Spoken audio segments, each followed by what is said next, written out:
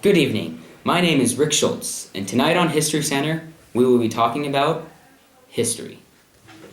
Tonight on History Center, we'll be taking a blast to the past in 1892, during the Gilded Age when the Homestead Strike was taking place. We'll be taking you to our on-the-spot reporter, Dewey McJewerson, in Pittsburgh, Pennsylvania, 1892.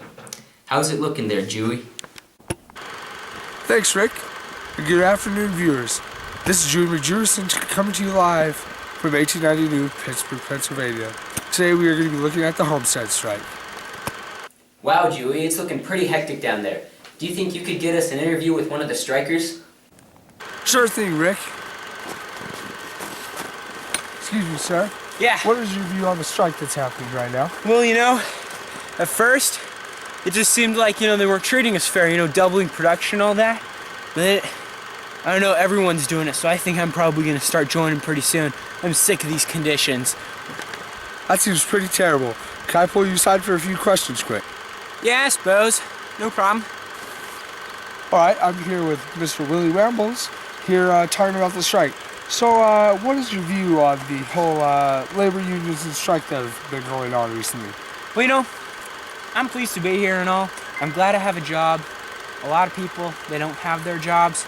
But when the stinking government, well, not so much the government, when the owners of Carnegie Steel Factory, they come and they tell us that we have to work more than we already are with the wages we have, only $5 a day, that's unacceptable. And so I think a strike is necessary to put them back in line.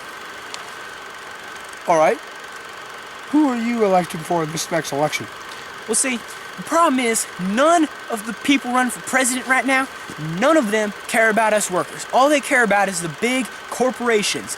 And if there was someone running that would look out for the little man like me, that would be great. But if I have to vote, I'm going to vote for Benjamin Harrison because I'm a good Republican and I believe in low taxes, and I want him to be president because he done a good job already, and I think he can do good again.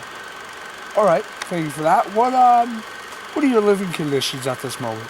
Right now, I live in a cottage, it's got 4 rooms, pretty comfortable. Me and my wife and my 2-year-old kid, and, the wife does a good job like she's supposed to, She cleans the house, makes the food, takes care of the, animals, and like my son, he's kind of crazy. But she makes food, cleans, just like a woman's supposed to, and she can play the piano, and I'll tell you what, nothing better than a woman that can play the piano, just like they're supposed to. So what does your family do for entertainment then? Well, like I was saying, my wife, she plays the piano, and we listen to her just sing and sing. She's not good at singing, but it's better than doing nothing at all. All right. Well, I have one last question for you. Of course. What are your views on women's rights? Women's rights, I understand that women are pushing for more rights. They want to work. Even some of them are working in them sweatshops. And that's all fine and dandy, but it's really not fine and dandy because women, they need to be in the kitchen and in the house doing work, taking care of my kid. Because I'm out making the money, sweating, I got dirt on my arm. Look at that, dirt on my arm. And then my wife, she's at home in her little apron thing, and she needs to be doing her housework. Because when I come home and I want to listen to her play the piano, but she hasn't done any housework and I have to tell her to do the housework, then I can't listen to her play the piano. My week's ruined. My night, I just can't do it. I agree with that. I guess, do you read? Do I read? I read the Bible occasionally, but I'm so busy with all this dang work they're giving me out here. I don't hardly have time to read. What's your weekly work? Weekly work? Well, I just come to the sawmill, it's right in near Pittsburgh. It's on the outskirts in a little place called Homestead. I understand that's what they're calling the strike, a homestead strike. And, well, I come to work and I work the steel mill, help make steel, because apparently the Navy is using our steel and stuff, so we got to make it really good, otherwise then the Frenchies are going to take it. Amen to that, brother. Yeah. So, what is your view of the future? The future? Well, I have hopes for the future. I hope that I will be able to hold a steady job, take care of my wife and kids, so my wife, Lord willing, she won't have to work. I don't want her to have to work. I want her to just stay home, do cleaning, cooking, and all that good stuff for me. So I can get home, have a nice big T-bone steak, and, that's the thing. You know, the future looks bright.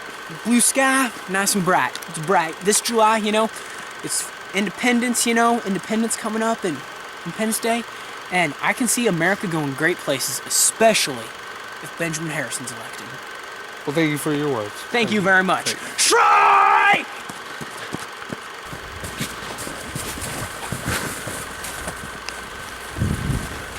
Oh.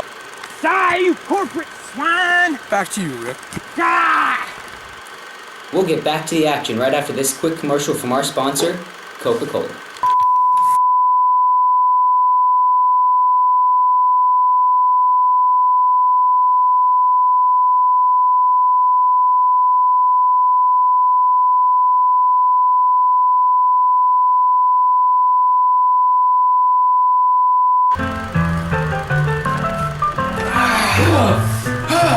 Have no fear, citizen!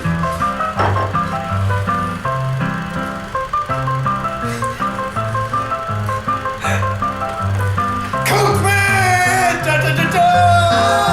Coke! Have a Coke! And no more lines for you, citizen! I can feel the buzz! Feel the buzz!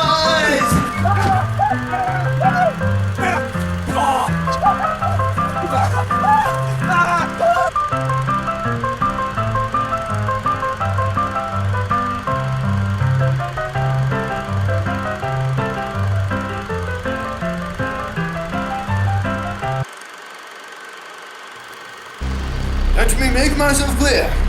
A black man does not deserve the vote. Grover Cleveland is a racist man. Tariffs do not benefit the economy. He will not effectively support our economy. I will veto anything I do not like. He is a man that only cares for personal interests. Belgium should have full capabilities in the Congo. And if genocide happens, so what? This behemoth promotes genocide across the globe. Do you want this man to be your president? Support Benjamin Harrison for America. I'm Benjamin Harrison and I approve this message.